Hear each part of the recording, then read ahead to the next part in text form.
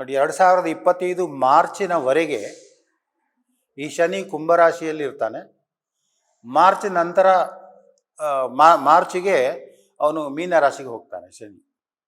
ಆವಾಗ ಇಲ್ಲಿ 2025ರಲ್ಲಿ ಶನಿಯ ಕುಂಭರಾಶಿಯ 3 ತಿಂಗಳ ಚಿಂತನೆಯೂ ಕೂಡ, ನಂತರ ಉಳಿದ 2 ವರ್ಷ 3 ತಿಂಗಳಿನ ಚಿಂತನೆಗಳು 2025ರಲ್ಲಿ ನಾವು ಮಾಡಬೇಕಾಗ್ತದೆ.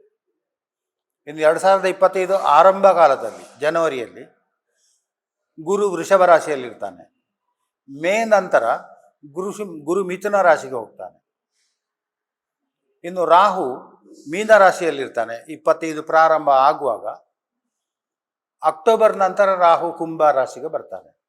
ಆವಾಗ ಇಲ್ಲಿ ನಾವು 2025 ಮೇಷಾದಿ ರಾಶಿಯವರಿಗೆ ಹೇಗೆ ಫಲ ಅಂತ ಹೇಳುವಂಥದ್ದನ್ನು 2 ರೂಪದಲ್ಲಿ ನಾವು ಚಿಂತನೆ ಮಾಡಬೇಕಾಗ್ತದೆ.